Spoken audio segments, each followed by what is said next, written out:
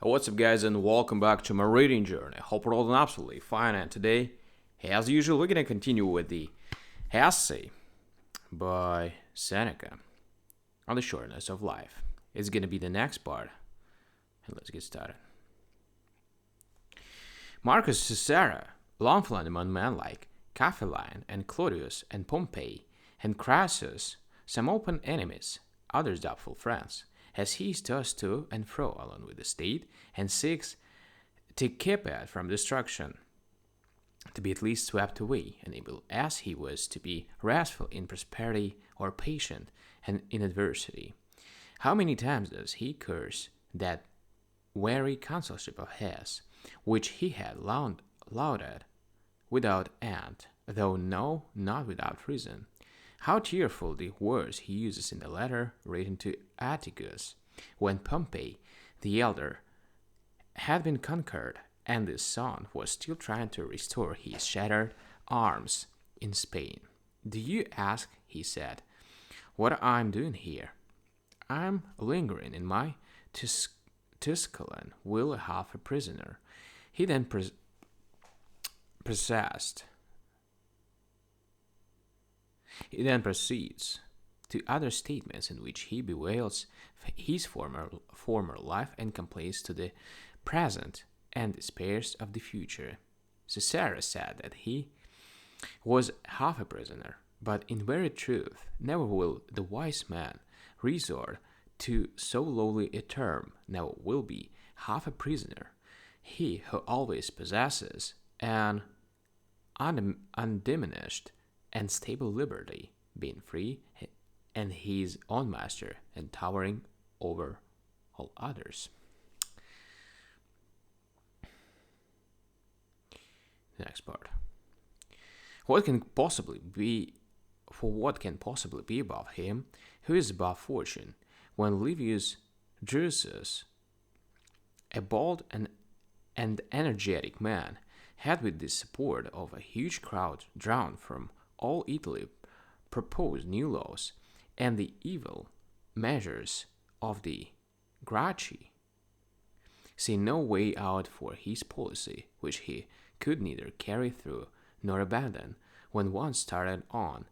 He is said to have complained bitterly against the life of unrest he had had from the cradle, and to have exclaimed that he was the only person who had never had a holiday, even as a boy, while he was still a ward and wearing the dress of boy, he had had the courage to command to the favor of a jury those who were accused, and to make his influence felt in the law courts so powerfully indeed that it is very well known that in certain trials he forced a favorable verdict.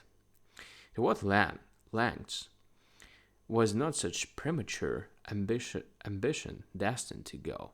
One may have known that such precocious hardihood would result in great personal and public misfortune, and so it was too late for him to complain that he had never had a holiday when from boyhood he had been a troublemaker and a nuisance in the forum. It is a question whether he died by his own hand, for he fell from a sudden wound received in his groin, some doubting whether his death was voluntary, no one whether it was timely. It would be superfluous to mention more who, though others deem them to the happiest of men, have expressed their loathing for every act of their years, and with their own lips have given true testimony against themselves.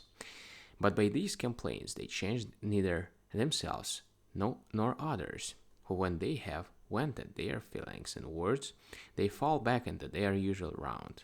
Heaven knows, such lives as yours, though they should pass the limit of 1,000 years, will shrink into a married span. Your vices will swallow up any amount of time, the space you have, which reason can prolong, although it naturally hurries away. Of necessity escapes from you quickly. For you do not seize it, you neither hold it back, nor impose delay upon the swiftest thing in the world, but you allow it to slip away, as it were something superfluous, and that could be replaced. Alright, guys. So, as usual, we're gonna continue tomorrow on the next part. Thank you for joining me today on this video. Gonna see you tomorrow. Bye.